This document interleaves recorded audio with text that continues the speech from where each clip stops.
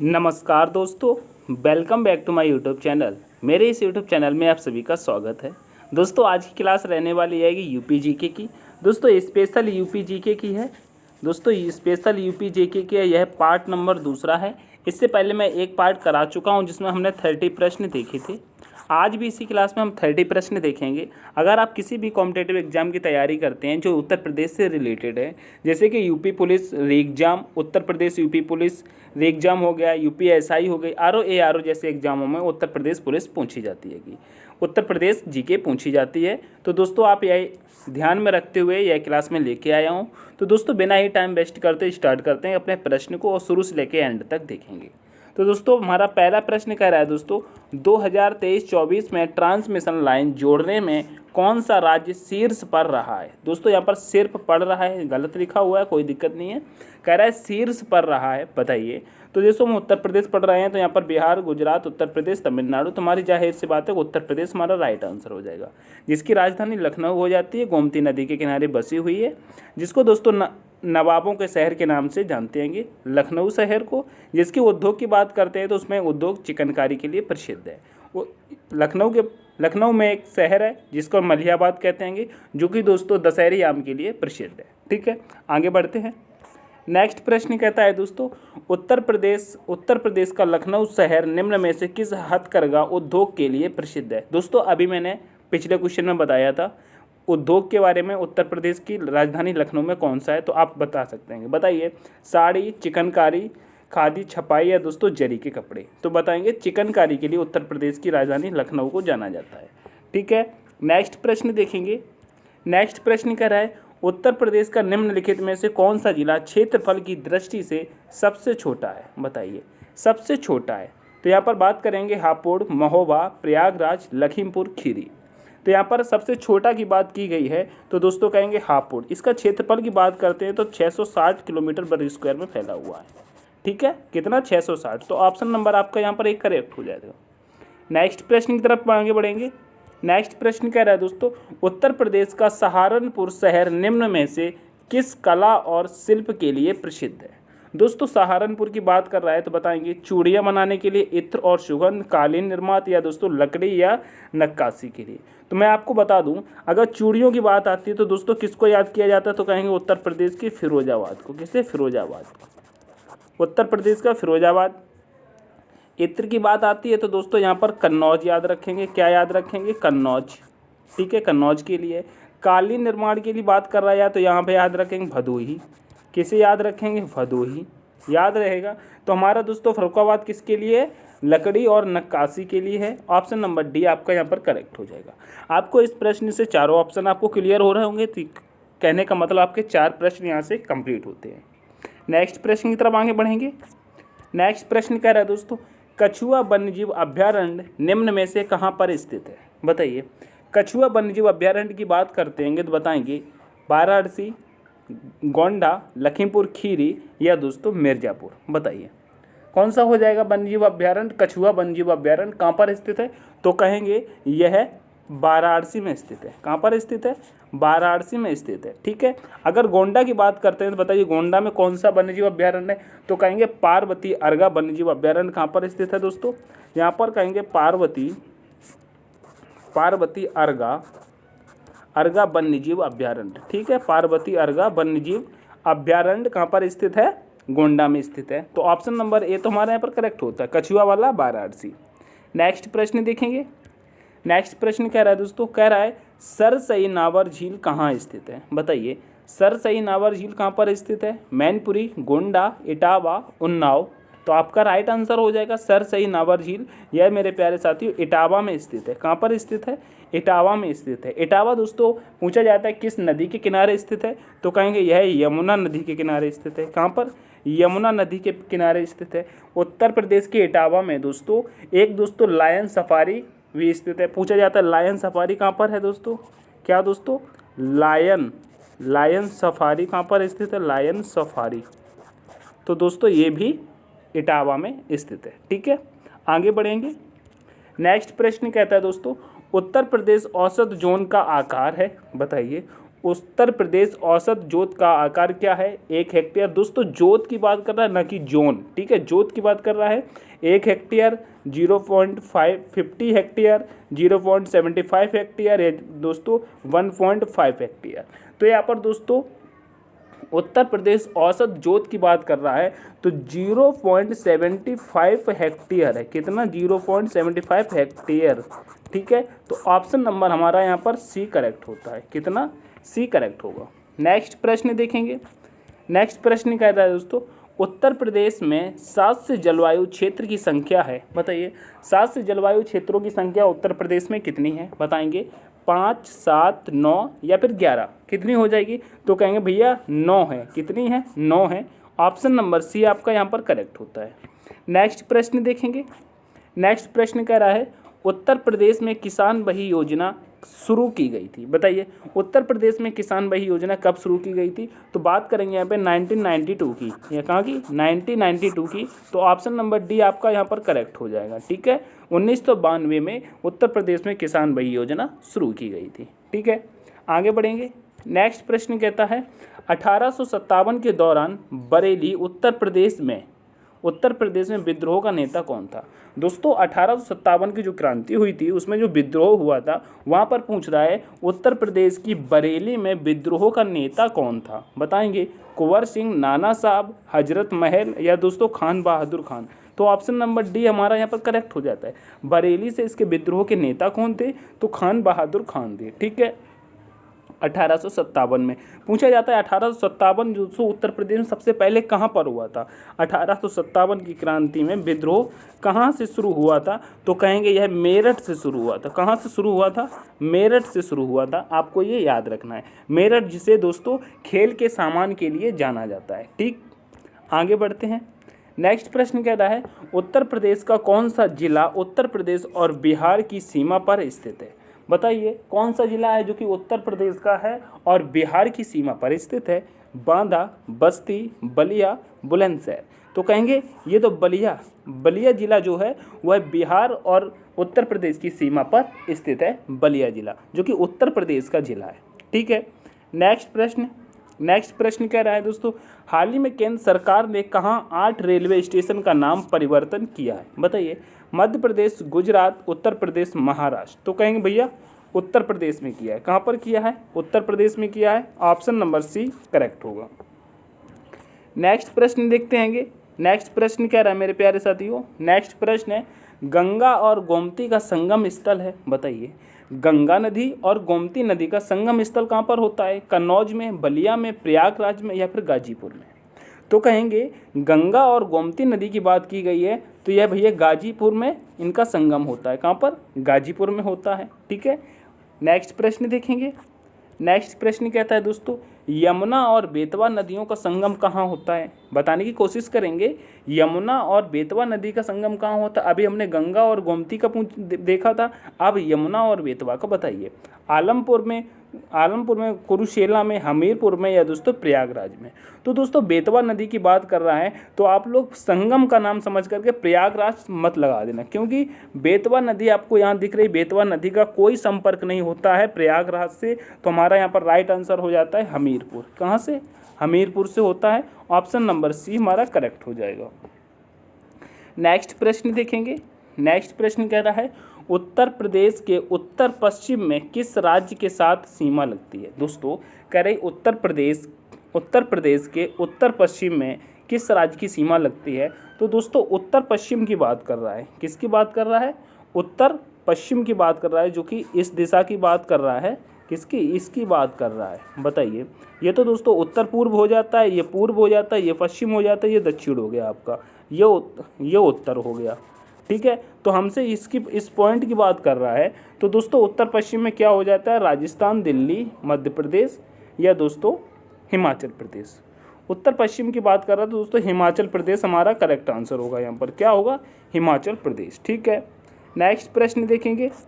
Next प्रश्न कह रहा है दोस्तों, उत्तर प्रदेश को 4 भागों में विभाजित करने का प्रस्ताव कब पेश किया गया था? यहाँ पर दोस्तों पेज लिखा है, पेश होना चाहिए। कब पेश किया गया? बताइए उत्तर प्रदेश को 4 भागों में विभाजित करने का प्रस्ताव कब पेश किया गया? सितंबर 2011, अक्टूबर 2011, नवंबर 2011 या फिर दिसंबर 2011। तो दोस्तों जो 4 भागों में उत्तर प्रदेश को विभाजित किया गया वह दोस्तों नवंबर 2011 में किया गया। कब? नवंबर 2011 में इसका प्रस्ताव किया गया था। ठीक है, ऑप्शन नंबर सी करेक्ट होगा। नेक्स्ट प्रश्न के आगे बढ़ेंगे। नेक्स्ट प्रश्न कह रहा है दोस्तों, मिशन महिला सारथी का शुभारंभ किस जिले से हुआ था? बताइए, मिशन महिला सारथी का शुभारंभ किस जिले से हुआ? बताएंगे, गाजियाबाद, गोरखपुर, लखनऊ या फिर अयोध्या।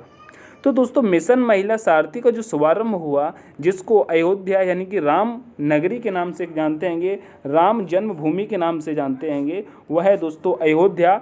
यहाँ से इसका शुभारंभ किया गया था, जो किस नदी के किनारे स्थित है? अगर नदी की बात करते हैं अयोध्या की तो कहेंगे यह सरयू नदी के किनारे स्थित है। कहाँ स्थित है दोस्तों?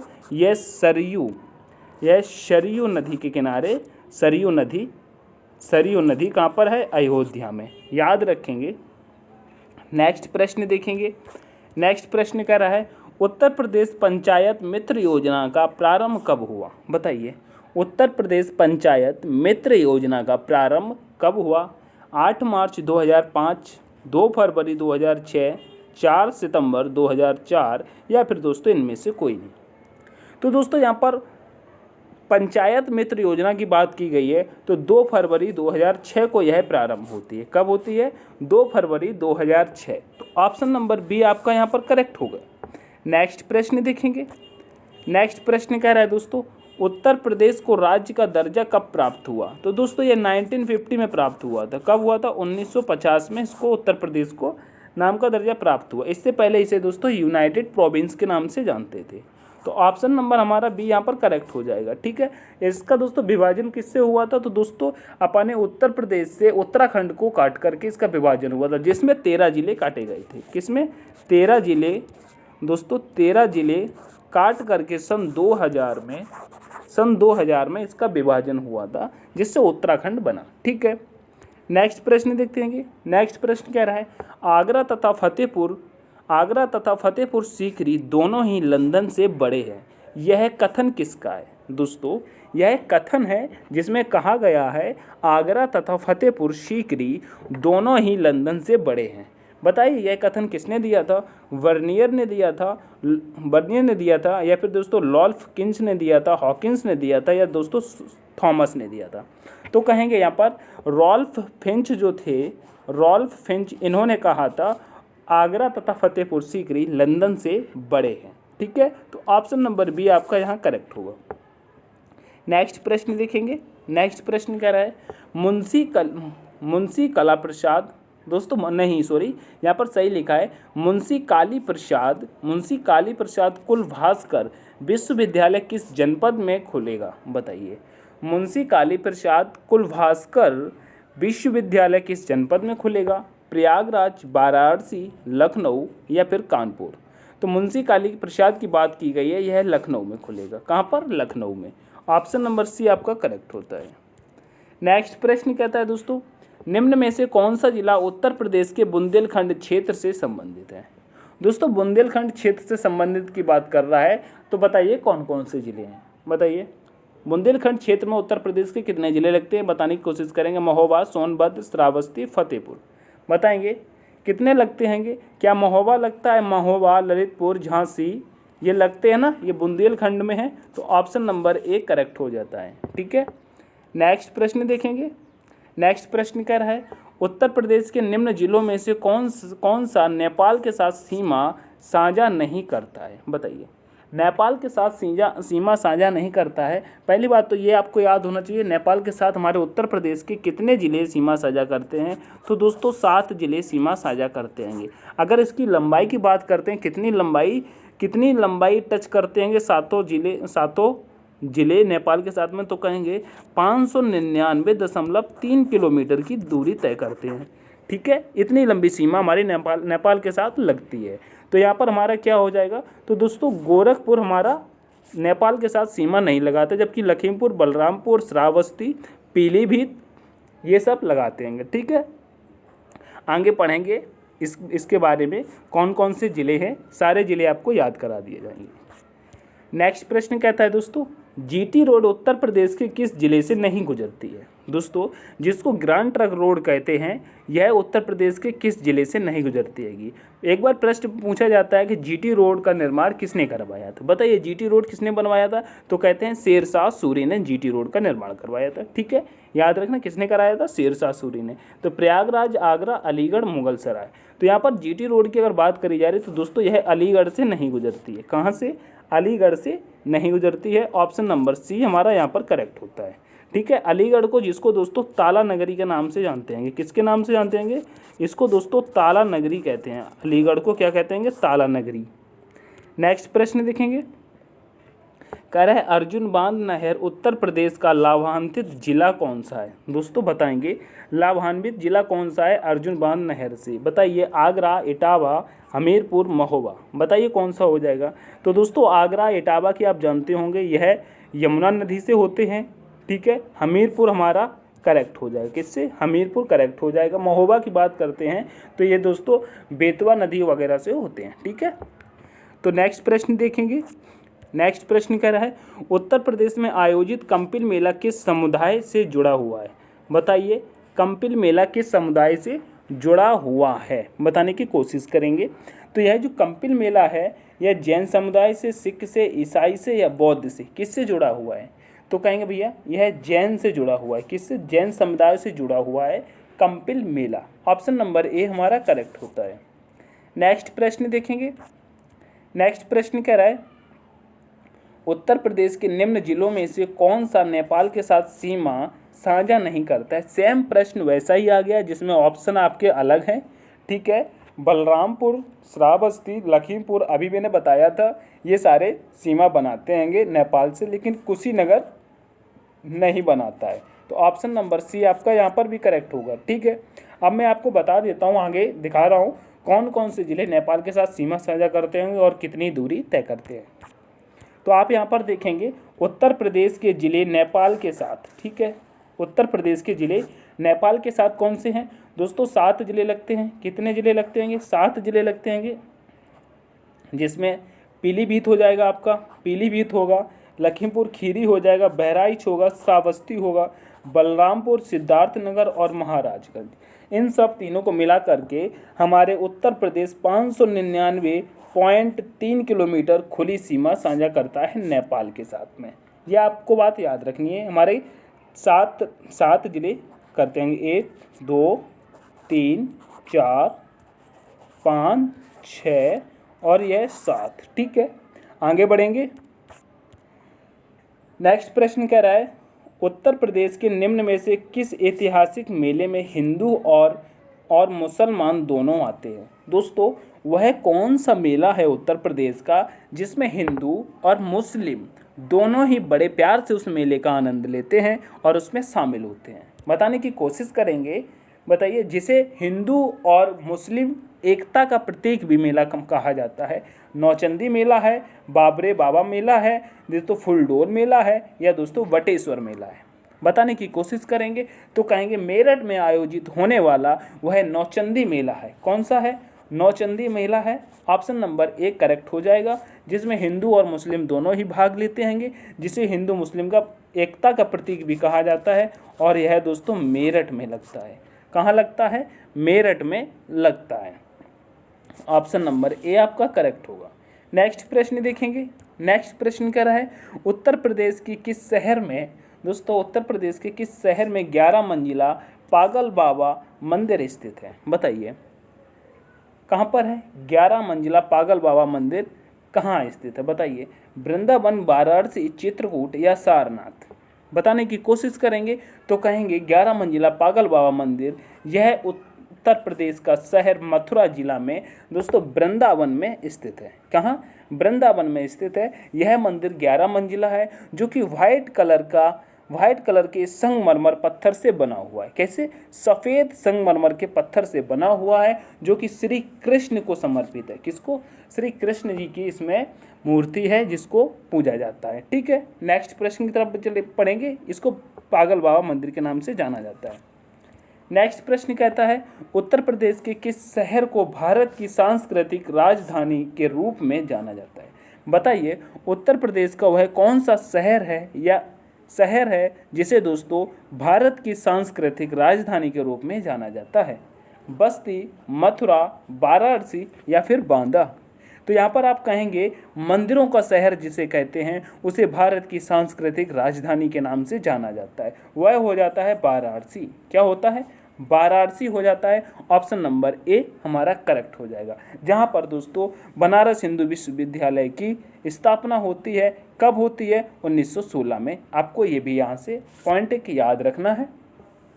बनारस को दोस्तों साड़ी के लिए काफ़ी मशहूर जाना जाता है। किसके लिए? उत्तर प्रदेश में साड़ी के लिए बनारस को जाना जाता है। लेकिन कभी ये गाना सुना होगा खाई के बान पर बनारस वाला, तो दोस्तों बनारस को पान के नाम से नहीं जाना जाता है, लेकिन विख्यात है। लेकिन उत्तर प्रदेश में सबसे ज़्यादा पान की पैदावारी कहाँ होती है? तो प्रश्न बताएंगे यह महोबा में होती है। और पान अनुसंधान संस्थान की बात भी जब पूछी जाए तो वो भी महोबा में है।